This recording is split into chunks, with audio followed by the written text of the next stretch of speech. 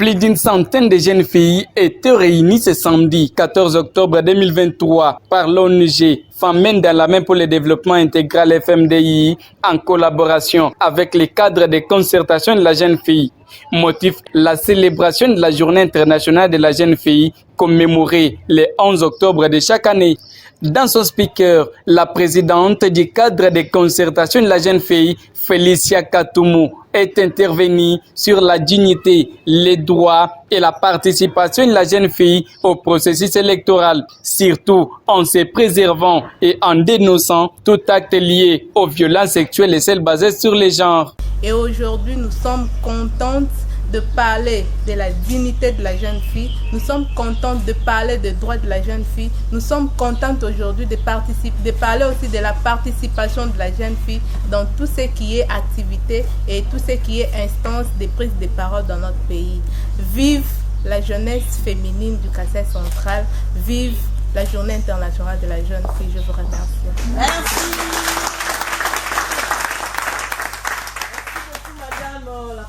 Satisfaction totale pour Nathalie Kambala-Loussé, coordonnatrice de l'ONG FMDI, qui donne ici les 2 points forts qui ont caractérisé cette activité. C'est tout un mois que les filles vont savourer leur journée et vont vraiment organiser tant d'activités pour avoir différentes réflexions autour des problèmes qui vont de leur intérêt. C'est comme ça que nous, on voulait avec le cadre sensibiliser les jeunes filles sur la sensibilisation communautaire pour la transformation des normes socioculturelles afin de protéger la jeune fille aux pratiques qui encouragent les inégalités dans la société, surtout pendant la période électorale.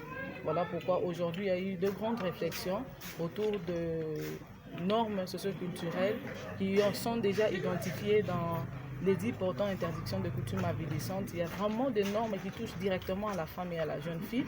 On voulait aujourd'hui réfléchir autour de ces 19 normes qui sont identifiées et voir dans quelle mesure on doit prendre des stratégies avec les jeunes filles pour attaquer ces normes avec des solutions idoines pour le changement dans la communauté.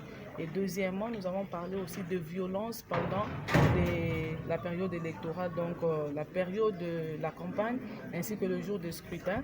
Nous pensons que pendant cette période, les filles sont vraiment victimes des agressions sexuelles, de violences physiques, de violences psychologiques et d'autres violences qui entourent la fille. Voilà pourquoi aujourd'hui, on voulait quand même le réarmer et leur donner des petites stratégies, comment à leur niveau, ensemble avec leurs pairs sur terrain, peuvent prendre des précautions pour éviter déjà ces différentes violences qui arrivent. Elle a par la même occasion annoncé pour les tout prochains jours le recrutement des observatrices, mais aussi les formateurs pour les processus électoraux. Voilà pourquoi Nathalie Kambala-Loussé demande aux jeunes filles de venir nombreuses au moment voulu pour déposer leur candidature. Et à la longue, je pense d'ici la semaine prochaine, on va lancer l'appel pour recruter quelques observatrices et aussi des grands formateurs. Donc parmi les critères, il y a aussi au moins 40% des jeunes filles.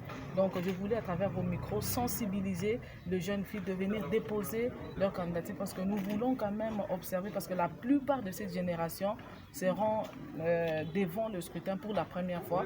Voilà pourquoi on voulait vraiment donner de la matière, vraiment les outiller, donner déjà quelques stratégies et aussi leur encourager de ne plus reculer et aussi de prendre à bras le corps leurs responsabilités pour qu'on aille aux élections et participer aux élections crédibles, démocratiques, transparentes et apaisées.